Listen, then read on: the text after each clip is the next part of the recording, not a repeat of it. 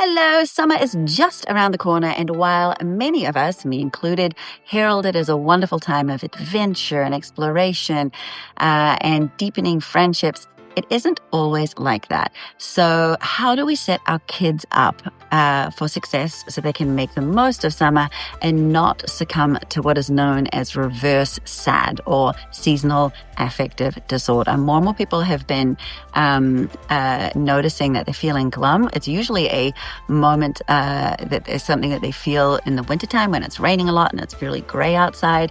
But indeed, more and more people are experiencing this in the summertime. Now, why is that? It's that cortisol and adrenaline that's been pumping through our bodies as we race to the end of the year. And then suddenly it's over and it's just, there's nothing there. So there's a lot of space there and there's that sort of drop off, the crash. Secondly, a lot of friends often go away, so you don't have that connection of friendship anymore.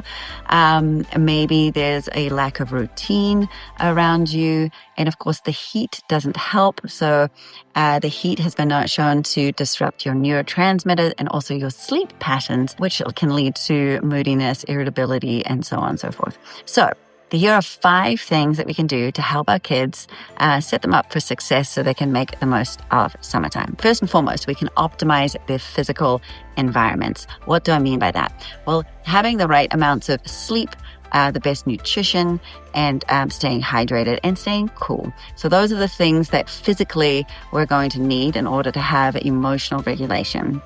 And optimize that. So staying cool, making sure that if you have air conditioning, great. If you don't, stay in the shade. Try and stay somewhere where it's not going to be, you're not going to be sort of in the heat, excessive heat all day long. You know, the sun is up a little too late and kids are not getting the right sleep. Maybe think about using blackout curtains or somehow blacking out so that when they go to bed, it really is dark. And then also using fans or air conditioning at night.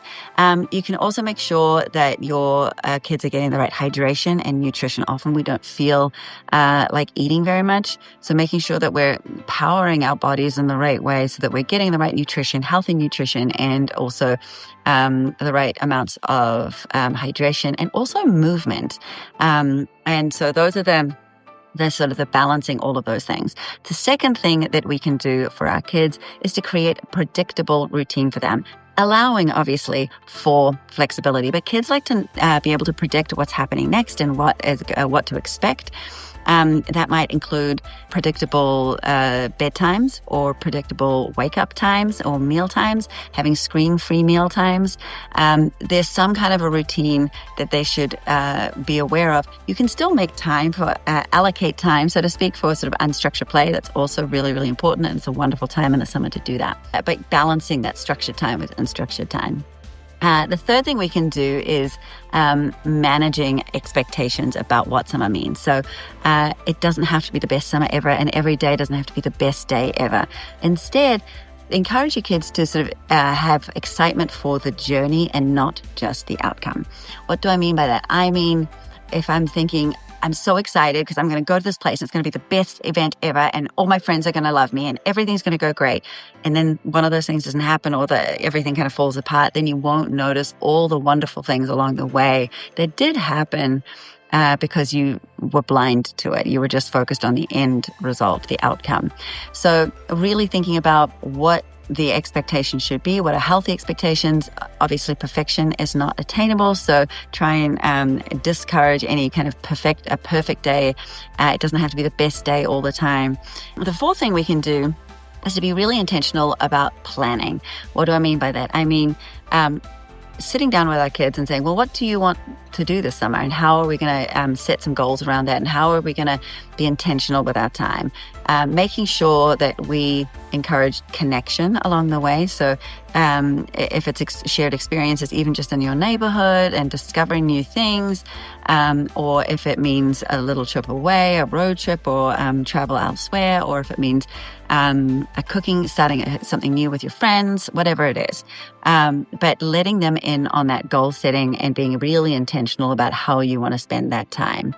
And the last thing that I think we can all be doing is really supporting their emotional development with lots of fun activities. And we obviously have our boxes, and we have lots of coloring pages and journals and so on and so forth. But you can do this at your own leisure as well, and basically create your own emotions wheel and start conversations, start prompts about. You can look also on parent resources. We have lots of free puzzles there too. But encouraging conversations about emotions and in guiding kids through that regulation through modeling. We have a lot more time with our kids over the summer, so it's a really wonderful time to really develop their emotional regulation skills. If there's anything else that you guys can think of, please pop it in the comments. I hope this has been helpful. Have a wonderful summer.